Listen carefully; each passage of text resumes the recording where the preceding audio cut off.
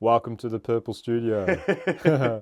Oh man, this is a special one, isn't it? It's been a long time coming. It's been a long time. Oakan Brousse, professional chef. My brother. We've known each other for like years, 10 years almost. It's about 10 years, man. yeah. I was a little boy.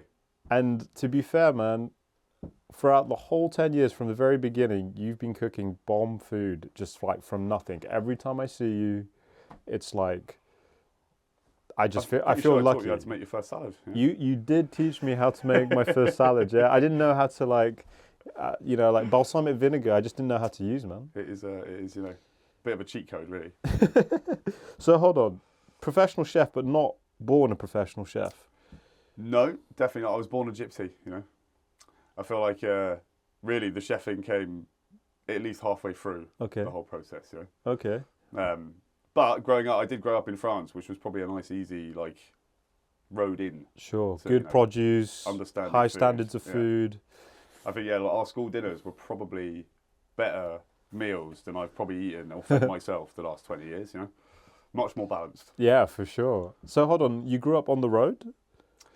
Kind of, yeah. My parents, they were travellers. Yeah. My mum from like a sort of proper Irish traveller background, Mm-hmm. and my dad's more of a Romany, but he got picked up by Romanese. It was he was adopted into it. Really? And they, when I was born, they were still in England, and they stayed around for a bit. And then my little brother was born, and they wanted to basically disappear from the whole, dodgy traveller scene in England. So they left and went and travelled Europe. And on their way back to England, by the time I was 3, they stopped in France, and they're still there.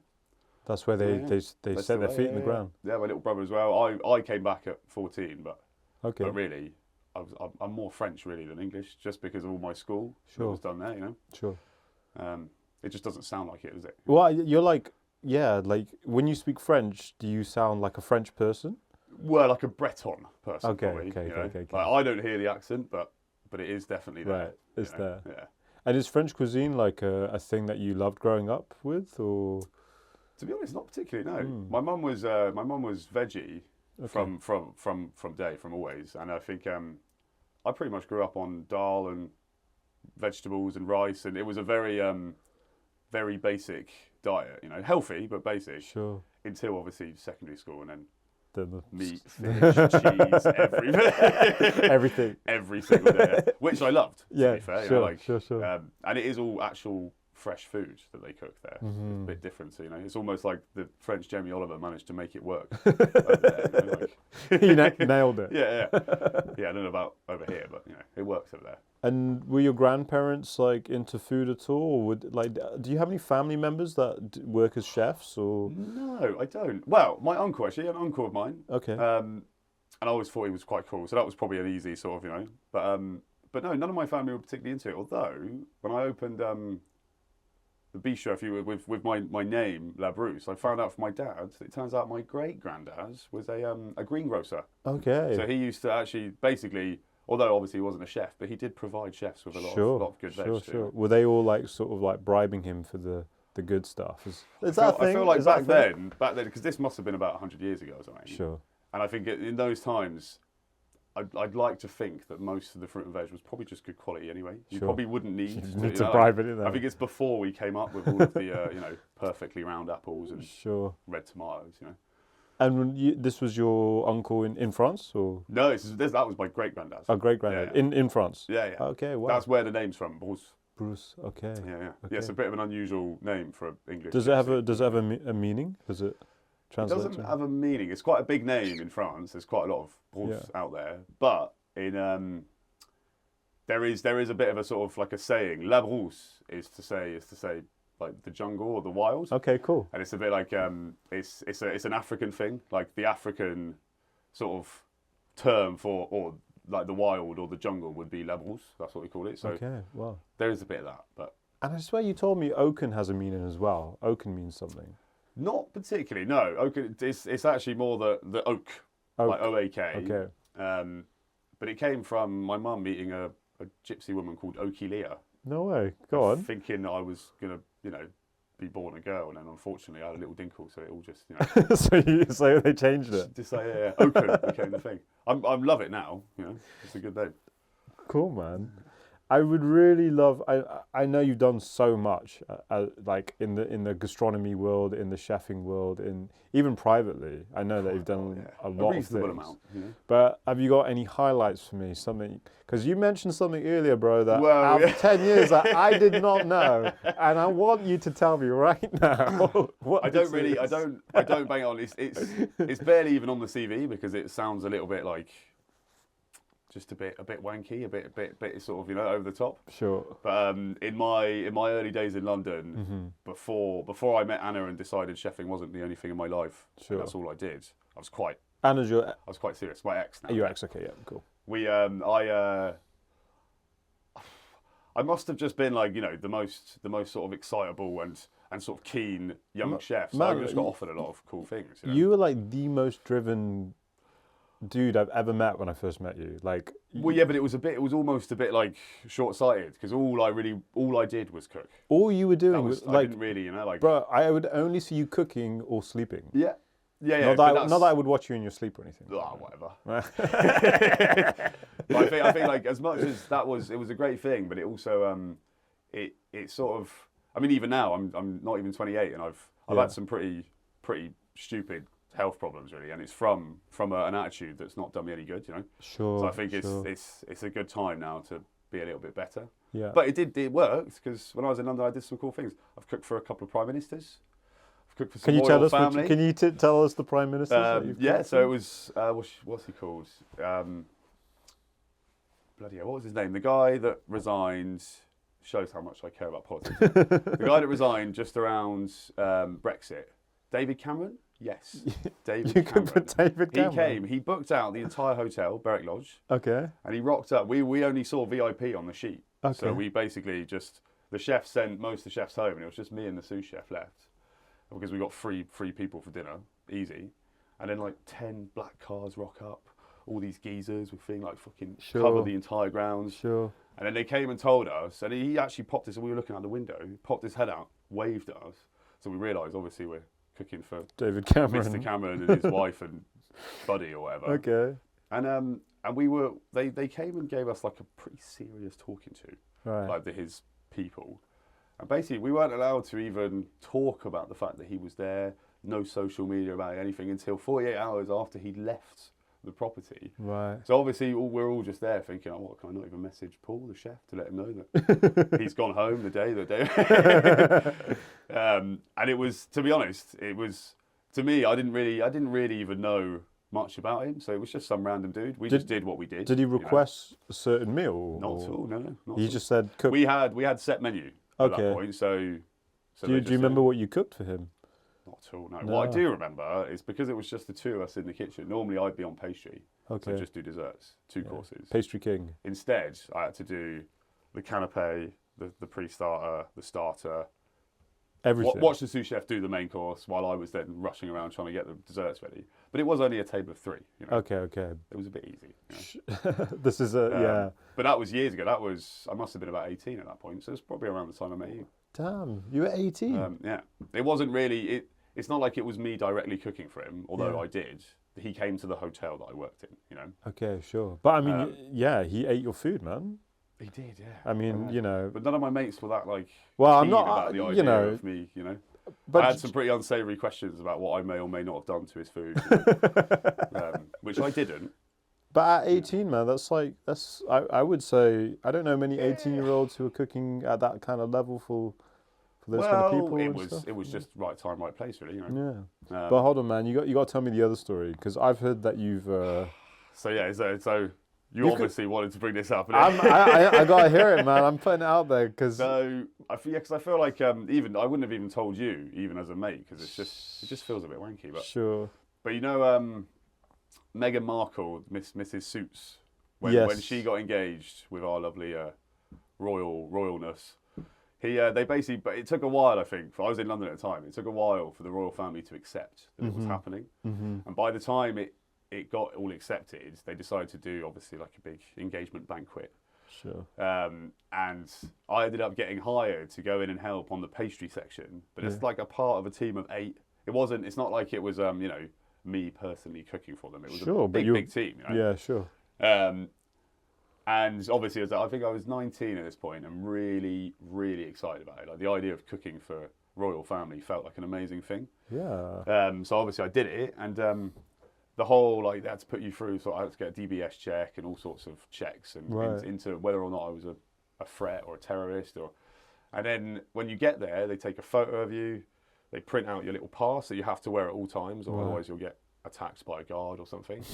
Your box and belongings go into this little box that I can't remember what they're called now, but basically it means that no text messages, no signals like a can go signal. in or out. Okay, just a complete lock.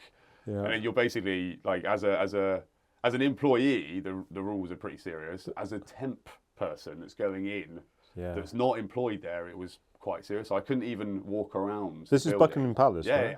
So we did prep in Buckingham Palace, but the dinner was actually in St James Palace, which is just another palace that obviously they. But do they take you in privately, like in a car or something? No. So you go through. It's a whole separate entrance. You don't get to go. No. Like that touristy bit at the front. Yeah. That's where I turned up on my first day, and I was you're like, hello. Turns out it was about a 15-minute walk around all to get to this.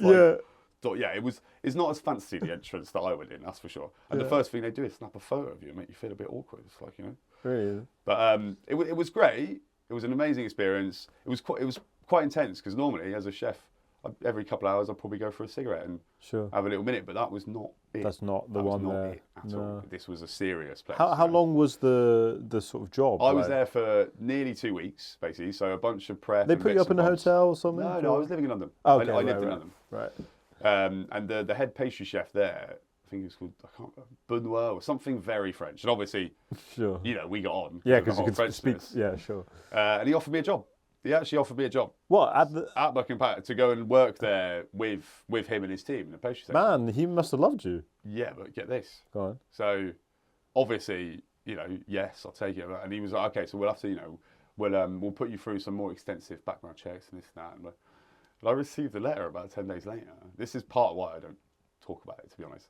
I received a letter 10 days later saying that, unfortunately, I can't remember the exact wording of it, but essentially they were saying that I was a potential threat to national security because they've looked into my family history, and my mum went to prison.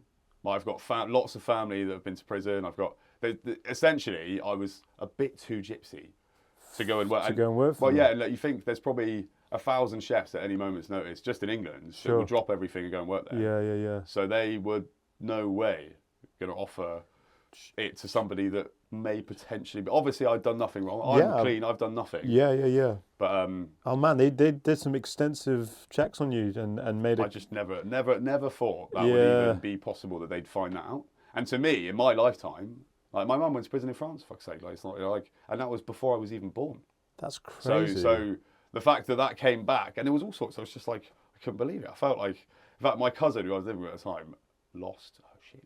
Really? She was so upset. She was like, well, this is ridiculous. Almost like in defence of my honour. Yeah, of course, man. But the idea of her sending a letter to the mayor of London to like argue about the fact that her 19-year-old cousin didn't get a job, like it's just protective. Yeah, great. So, but also, I almost would have felt more nervous about the idea that she'd try and fight my case to. Like, you're not going to argue with the Queen, are you? Like, no, of course, yeah. That's a tough one, man. I feel like she might win that argument. Yeah, of all people, Yeah, maybe the new king she might have won, but I feel like Queenie, I think she was a bit too tough for that, really. Holy man, that's a mental. Well, yeah, it was mental cool. story, man. To be honest, looking back on it, the idea of like going and working in a place where I just have to say yes, chef, and be a part of a team of 8. To be honest, I think I probably dodged a bit of a bullet anyway. Would have been good on the CV. Sure. But, I mean, it opens other doors, doesn't it? Yeah, for sure. I mean, it was even just nice to know that, Were you, did you have any influence on the menu, or how does that work? Like, I don't really don't know too much about this. But. The head pastry chef there, had been there for most of his career. He was an old boy. And I think he was a very, very talented chef. Really? And he wouldn't have really, especially me as a young man, really, like, it would be more interesting to learn from someone like that than to try and input anything. Of course, yeah. These days, I'd be well upset if you didn't let me put something on the menu. But at that point, Yeah, you were 18, 19, absolutely, man. yeah, 19, absolutely. Was he French? Yeah, he was very, very French. Really, really. Was there anything that he made? Because I guess, he's in your particular field, right? He's patisserie. Yeah, at the time, yeah. It was a real, like... Did he make anything that you were just, like, blown by, or...? There was one dish that I actually ended up, not, like, stealing, but appropriating. Sure. Because I went on to do private dinners for people that sort of like to think they were just as fancy as royalty, essentially. Sure, yeah. And there was this one dessert that he did. It was actually a pre-dessert, but I made it into like the full dessert for my menus. And it was a chocolate mousse with summer truffles and poached pear, which sounds a little bit like almost horrendous. Sure. But something about dark chocolate, truffle, and like a really it was one of the most. I think at the time it was probably the most delicious thing I'd ever tried. Really? So I ended up like I'm not even ashamed. So I did basically steal it. I didn't do it exactly the same. But I took those flavours and I played. You were inspired by it. Yeah, it was amazing. Wow. And back then, I could just about afford truffles. Yeah, that was. And chocolate, actually. Wow, man, that is wild. That feels like multiple lifetimes ago. It's like before lockdown or COVID even existed, or it was a very long time ago. Yeah, man. I mean, things. I'm assuming things have changed a lot, just like in the arts world. Like after COVID, everything's just being rebuilt, really. Yeah, well, rebuilt, or at least we're trying to. Definitely. It must be a bit rough for you as well, though, surely, because like. Oh yeah, man, the music industry and arts industry. I remember a time before COVID where it was possible. It was just like it was like not sustainable, but it was still rough. Yeah. It was still rough, but like. It wasn't just survival all the time, It was that's probably the right word, isn't it, for these days? I don't know nowadays, man. Like, do you survive? Do you reckon? Yeah, but most of my survival is more on private stuff, like weddings and all that kind of stuff pays well and is you can like plan it. Yeah. The summer and it's coming and like. Also, if people see you at festivals, like it's a nice way to do some private work, which is like. Also there's something kind of like detached from it because that you're playing music for people. What you want to give them what they want for their special day. I see what you mean. Yeah. There's no artistic attachment. No. There's no creative. It's just like I'm gonna do whatever makes you happy because what do you want? Yeah, that's my job. Yeah, that was the same with me in private dinners. It was less fun than just sitting in your studio and messing around with some beats, innit? Oh, yeah, a little less fun. I tell you what, I had a funny moment recently. I get booked for a lot of like mixed, like Asian and another culture wedding, like because I do a lot of like fusion music. So like I always get booked for like a half Indian, half something wedding. Yeah. Do you reckon they're being racist? Maybe like not like the opposite. Actually, they're like, okay, cool. This dude here, he can. Like do Indian influence everything, yeah. So I went and did this wedding, and it was just like it was nice. It was a nice wedding, but the sometimes, and you'll see this with like Indian people and Punjabi people, they're very passionate about music, and they're very almost like they have never listened to anything else on the planet. And this guy phoned me up, and he's like, "Look, it's my wedding, man. I'm getting married to an Irish woman." As an Indian man. As a Punjabi guy. Yeah. So what we would love is like 50% Indian, 40% Irish, and 10% drum bass. What, in one music? In one album? One 4-hour session. But not one after the other? Not like some Irish, some... They would want you to mix the songs, so everyone has an opportunity to like hear their music from their culture and dance and like... And you would think that it would work, right? That like... It would be a reasonable, like, okay, cool. Like, obviously, this half of the family. Some tap dancing, some drum and bass, and some really lovely... some Indian tunes, yeah. Did it work? Well, I played I played on this, like, stand. They booked this place in London. It had, like, a DJ thing Just on top of a bar. Booth. Yeah, and there was, like, a doorway. There was, like, a stairs and a doorway up. And I played these Indian tunes, and everyone was dancing. It was great. and I could see the Irish side of the family, like they were kind of waiting for they were really involved in everything, you know, but the Irish were waiting for their Irish tunes.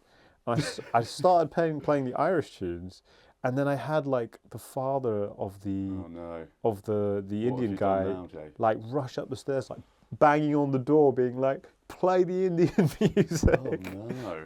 And then I opened the door, like quite scared, to be honest.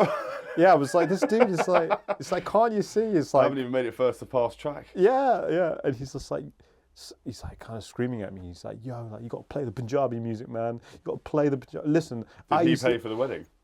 Probably, yeah. You kind of got probably, yeah, probably. But then I said to him, I was like, look, man, like in the email, it said like half and half, and like I can see that the Irish folk want to waiting. Yeah, waiting. So we're taking turns. Oh, mate. What happened in the end then? Did you manage to? He got so smashed that in the end he couldn't even walk up the stairs. So, so you're good to go. So I was good. Yeah, I was good. Oh man. Yeah. Have you got any like worst experiences in the kitchen? I do. I've got a few. I feel like I've had a few days, like a few shifts that I've ended up saying this has been the worst shift of my career. And I feel like at the time, all of those days I was serious about that. Right. But, you know, you realise that really, like, you know, most days are bad anyway. So you just sort of, you know, actually, it's just like, yeah, but I think the one that's coming to mind now was actually working at the second year of Breaking Bread, which was like sort of the end of COVID times on the Downs. Yeah. And we had a sort of like a 3-phase opening of this big, massive site. And the first phase was the sort of pub, and it was the Pipe and Lovers, we were calling it. Okay. So it was Pipe and Slippers come onto the Downs, working with Team Love, and obviously that's on Gloucester Road, right? Pipe and Slippers on Stokes Croft. Stokes Croft, yeah. And so obviously the Pipe is a beautiful but very small little pub. Yeah. You know, like yeah. I played a few DJ sets there. You know, it's good. You can't really get more than you could probably get 100 people in there, but it's going to be a bit intense. Sure. And we opened up the Pipe and Lovers with obviously, you know, the same sort of menu, the same. Sure. But with 1,000 seats. Okay. All outdoor with big teepees because obviously, you know. Yeah. And I think I've always got a slightly arrogant thing as a chef that I want to do things fresh, even if it's hard in service. Sure. But when you're trying to cook for hundreds of people, trying to cook even like, you know, some greens fresh for a bangers and mash was a really bad idea. Really bad idea. And we didn't know the kitchen. We just built it up in a field. I've got it's like me and multiple sous chefs and my missus at the time, Anna's there, and one man just making burgers all day, and then things start going wrong. Everything started just getting a little bit painful at the same time that we find out that instead of booking us 250 for a soft launch, we actually had about 300 people in. Right. And then Mr. Josh Eggleton sort of was in the kitchen with us as well, so making all my chefs so nervous that they just suddenly froze up. And service it was quite genuinely like the most horrendous shift I think I've ever had. Really? And we basically, I think the next day, me and the guys got in at like 6 a.m. to make sure that never happened again, you know. And it didn't. Yeah. But yeah, I'll always high pressure, like really high pressure. Well, it was made even worse by the fact it was day one, and we had I think there was even like Joe, Ben, like the Harveys from the Bianchi's group. Yeah. Big man Josh sort of just there, and we were all a little bit on edge. Sure. Maybe you know at the front we could just about handle it. I'm a bit older, but a bunch of the lads were just crapping themselves. Like, Josh had that sort of energy that he didn't even need to really say anything, but the younger lads would sort of suddenly get a little bit, you know. Sure. And when you're a little bit nervous, that's when mistakes start to happen. You know? Yeah, sure. And a menu that none of us know, sort of, you know, equipment that we've just set out, the fryers, literally just dying every, you know. Like, how many people would the team? What, in the kitchen? Yeah. I think so. It was so busy. We had 2 people on the pass just plating. I had one man, Alfie, I can remember. All he did was make burgers. I'm not even joking. That's all. That was all his... he did. We had 2 burgers on, like a veggie vegan and a meat, and that all he did was make burgers. That's it. Burger man. Genuinely, just constantly making burgers. Right. We would have had at least 2 or 3 on like sort of cold bits. We had this guy Phil Ali on the barbecue, and oh my god, he used to wear these big like swimming goggles. Right. And just sort of stand you couldn't really see him through the smoke. He's just like living could churn in out 1,000 burgers and sausages every sort of couple of hours. You know, it was like king, absolutely amazing. And then, yeah, we probably had one chef just on the fryers. Josh brought in this, you ever seen those, like, it's like what KFC use? They're basically a pressurized, like a cross between a fryer and a pressure cooker. Okay. So you load up like 8 whole chickens into this big grill rack thing, load it down, pull this thing down, and then turn this massive crank to pressurize it, press a button, and then 7 minutes later, you've cooked like 8 whole chickens all the way through. No it's way. An unbelievable machine. Like perfectly cooked. Yeah. But also kind of terrifying because it is like, you know, Holy moly. 100 litres of oil in a pressurised chamber, which, as far as I'm concerned, feels wrong. Yeah, just the combination of things. Just no. Maybe just explosion on the explosion on the downs. But obviously, it is a real, like, you know, like, in fact, it was developed by Mr.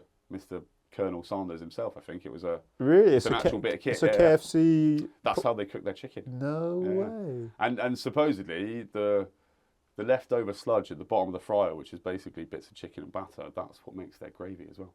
That was another thing that Josh told me when he was helping me set up the fryer. We were all just there looking at it like, this is terrifying. This thing. And then like it's a whole thing, you know. How big is it? It's like it's got to be about like right, gotcha. Yeah, it's a big bit of kit. Sure. It's a big bit of kit. And the heaviest part is this lid, this massive lid. You crack it. It's like just feels so wrong.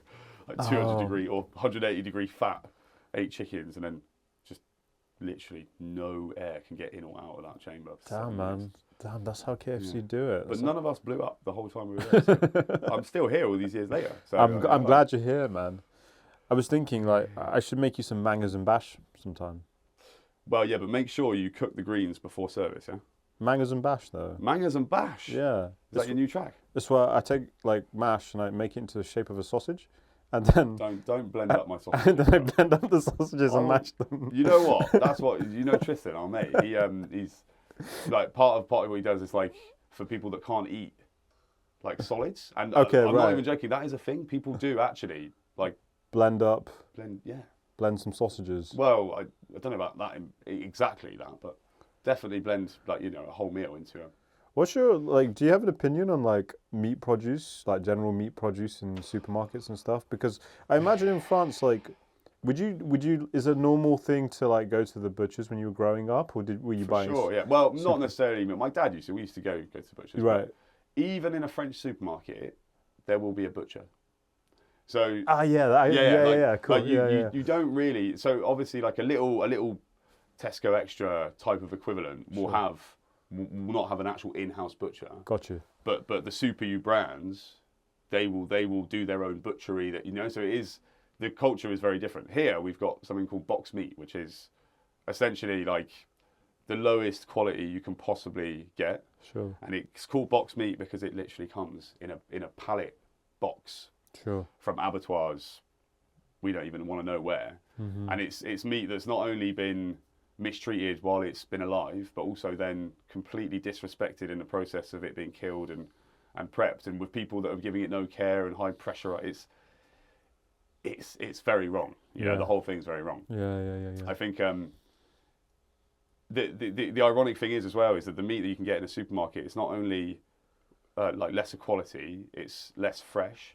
And it's more expensive. Sure. So you're actually paying more for a quality that is less than what you could get from just your local. You don't even need to go to some high-end butcher. Is the truth, you know? Like even just your neighbourhood butchery will have a bit more care than. Yeah, for sure. You know. Oh, that's mad. But also, I feel like that should be quite obvious. There's something that we've sort of lost here in England is the care for it, you know. I do what I mean. I mean, when I've been in France, particularly, actually, Italy also, but they just really care. Well, yeah, and it's obvious just walking into a supermarket. Yeah. You know, and you know, if everyone raises the standards of food, people will never want to. Well, that just becomes normal, doesn't it? Yeah, it just becomes normalised. There's something really really obvious from France to England, just in even your local little supermarket, is the smells. Yeah. Like you walk into a Tesco in England and it probably smells more like whatever was on that guy's shoe that stuck to the floor than it does any of the ingredients. Sure, yeah. Like even a little supermarket in France, you walk in and in the summer you'll probably get a whiff of tomatoes and whatever, you know, like it's actual ingredients. even the cheap ones, they're still, Yeah. you know, and they're not covered in plastic or. Yeah. It's just like an instant obvious thing, and you wonder why we all look so pale and sad and fat and anemic over here. It's pretty So obvious. Tesco floors, man. It's literally Tesco, all of them. Have you got a favourite place to eat in Bristol? It's a bit complicated, really, because I feel like I don't really go out to eat very often. Sure, that's why I'm asking you. I'm usually quite busy. I think the probably the best meal I've had in Bristol, like actual like sat down eating, was probably Wilson's. Wilson's, where's that? It's up on what's it called? I can't remember what the place is called now. The Park street. Street? No. No. It's do you know where the Kenny is? Kensington Arms. Also really good, actually. Okay. Kensington. What's it called? It's next to Little Hollows. It's on that little street. It's got, what is it? Is it Snobbies as well on that same road? No, it's not White Ladies. It's like Redland area basically. It's in between. God, I wish I knew what it's called now. But Wilson's. Anyone that knows will know Wilson's. What's the food? It's a. You got it. You got it, Sam? Yeah, it's Chandos. Chandos Lane, it says. There, yeah. Chandos Lane. Okay. It's one of the remaining Michelin stars in Bristol. Okay. They got a green star as well, and it's the chef there, Jan. They basically, I think his mum, as a sort of family thing, they own a farm, and a lot of their produce goes straight from the farm into the kitchen. Amazing. They have got a little bakery just down the road, so it's just really high quality food, you know. Sure. What did you eat? What did you eat there?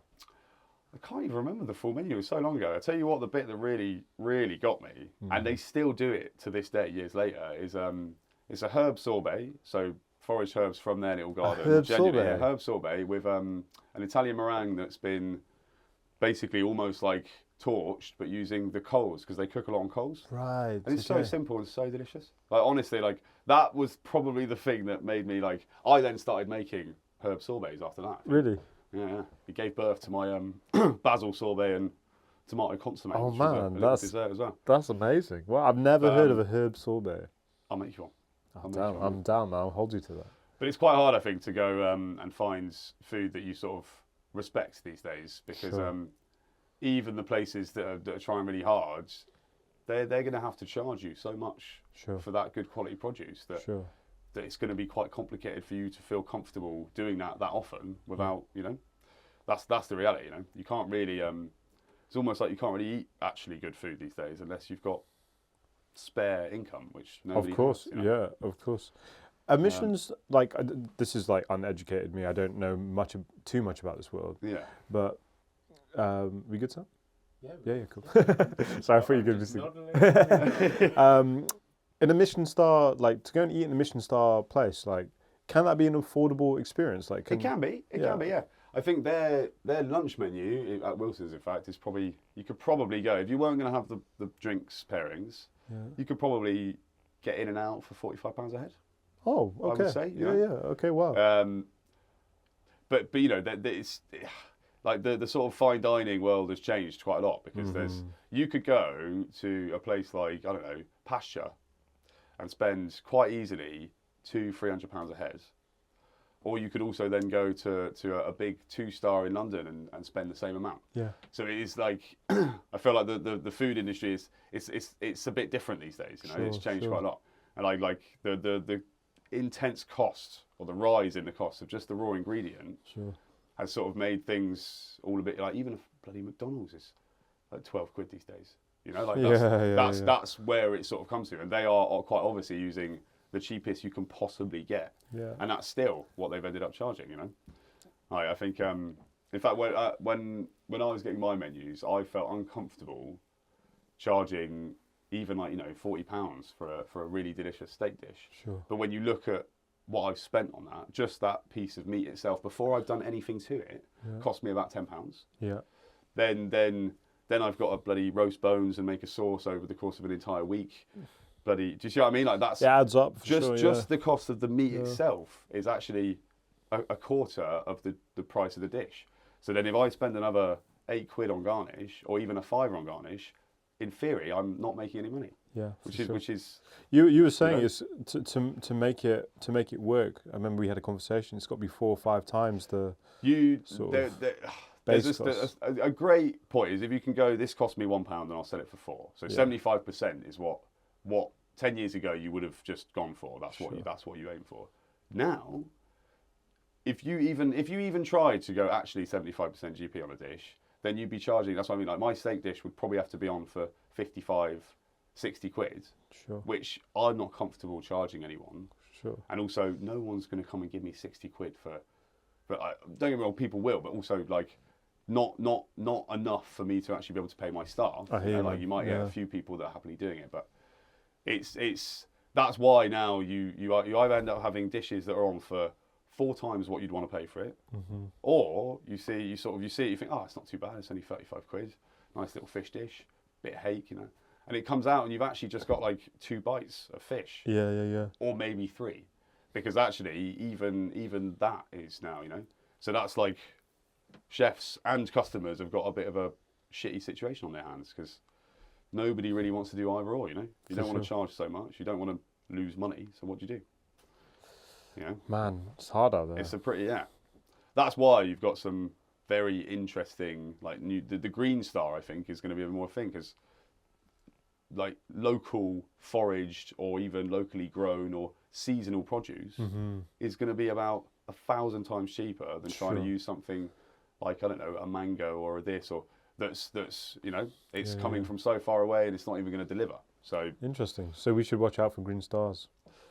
I think that, and actually I feel like, I don't know if it was you I was saying to the other day, but I reckon, in fact, 11 Madison Park in New York, or one of the best restaurants in the world, they, a few years ago, went 100% vegan.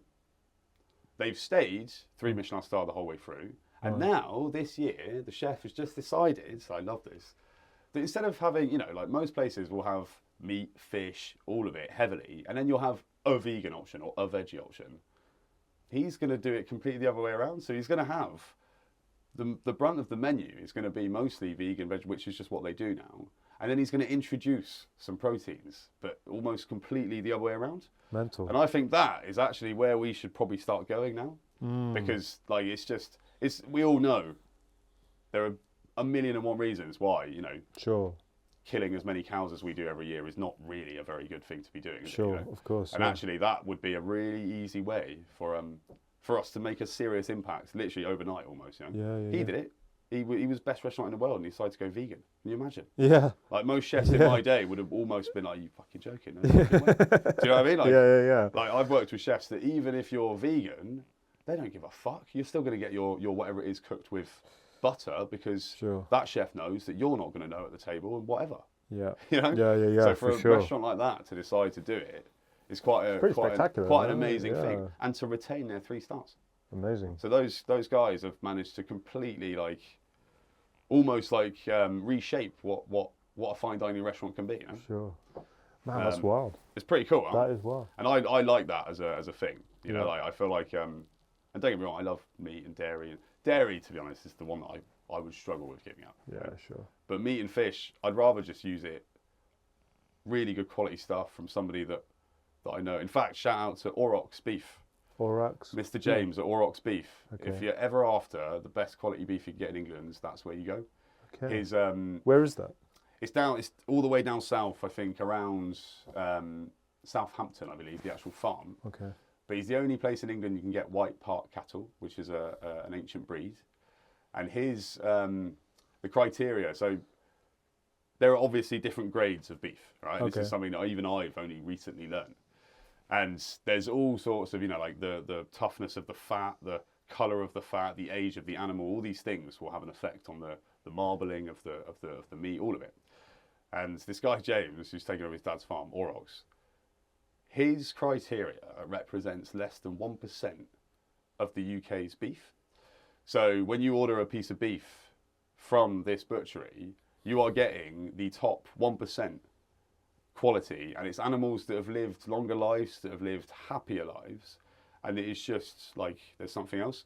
So there is still a way of bringing all these things into your menus, but instead of it being 8 different bloody meat and fish options and then a couple of really sad, uncared for veggie vegan, actually even just a 50-50 would be a good place to start. Yeah.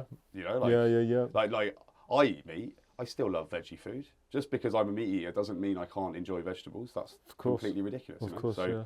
really, I think there's going to be a bit of a shift, I reckon. And the Green Star is a great thing. Michelin I would never have expected a French company to essentially, you know, almost like say good job for somebody doing anything sustainable. Butter, they don't care. They'll just happily have wine, butter, cheese, saucisson, steaks, all that. Love it. You know? Yeah, sure. But we are moving into a slightly different way of thinking about it as well. You know. Thank you so much for coming, Mate, bro. a pleasure. Man, it's been good fun. Yeah. Been like. It's like years. chatting to your mate, but on camera as well. Well, we've loved having you. Thanks for telling us all the stories. Mate, a pleasure. And we're looking forward to cooking with you, man. Yeah, man. Let's do some cookings.